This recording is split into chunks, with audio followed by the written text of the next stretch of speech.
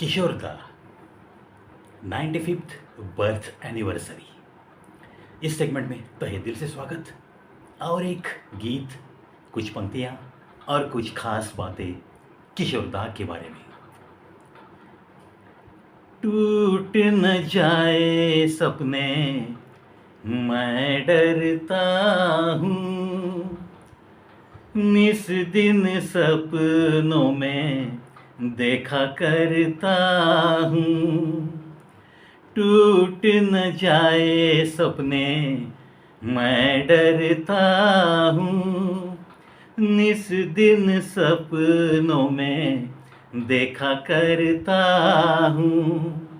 नैना कजरारे मतवारे ये इशारे, खाली तरपन था ये मन मेरा, रच गया रूप इसमें तेरा तेरा।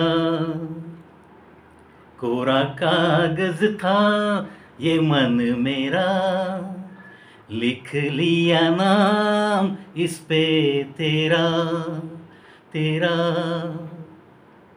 दोस्तों, फिल्म आराधना, म्यूजिक आर.डी. बर्मन, जहाँ से हमारे किशोर दा की धुआंधार बैटिंग की शुरुआत हो गई।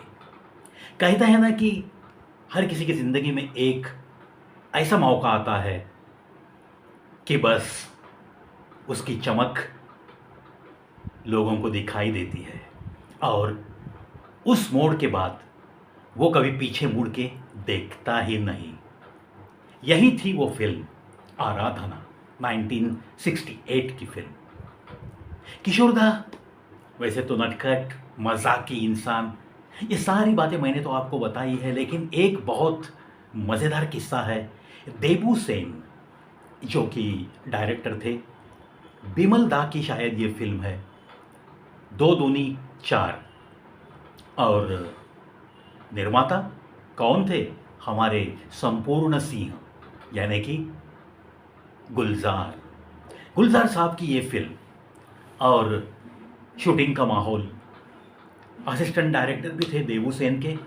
तो जब किशोर दा को अगर कोई सीन समझाना है तो देबू सेन जाने की ज़रूरत नहीं करते थे। उनके पास कुछ समझाया जाए उन्हें कि ये सीन ऐसा है, आपको ऐसे करना है, वैसे करना है, देबू सेन इशारा करते थे अपने असिस्टेंट डायरेक्टर को। शायद डॉक्टर विजय तारे ये असिस्टेंट डायरेक्टर थे उस ज़माने में, और ये गुलजार जी की फिल्म की शूटिंग शुरू थी। तो स्वाभाविक है, जब हमारे डायरेक्टर, हमारे ऑफिसर हमें कहते हैं कुछ और हम अगर उनसे असिस्टेंट डायरेक्टर के पद पे हम काम कर रहे हैं तो उनकी सुनना ही पड़ेगा। तो ये असिस्टेंट डायरेक्टर किशोर दा के पास चले जाते थे और सीन उन्हें समझाते थे कि कैमरा इस एंगल से रहेगा, आपको ऐसे करना है, यहाँ से आना है, और ये आपके जो कुछ भी डायलॉग्स है ये बात करते हुए आपको कैमरा की फ्रेम से आउट हो जाना है।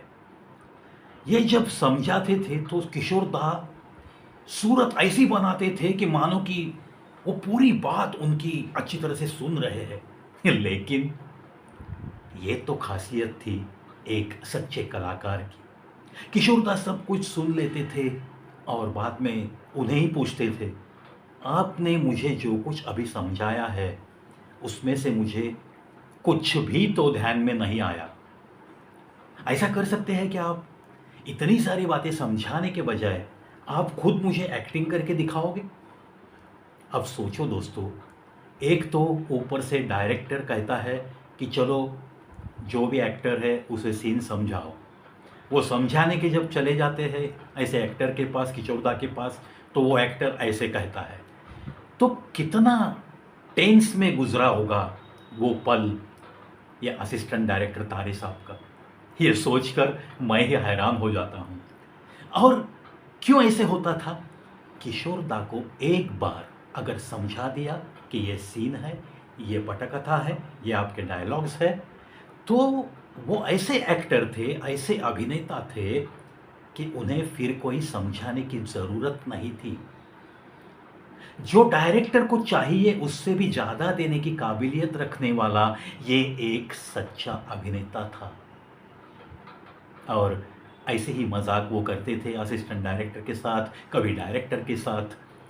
तो चलता था ऐसा माहौल, हँसी मज़ाक, और कैसे काम हो जाता था किसी को भी कुछ भी तो पता नहीं चलता था। The same case at the time of recording always.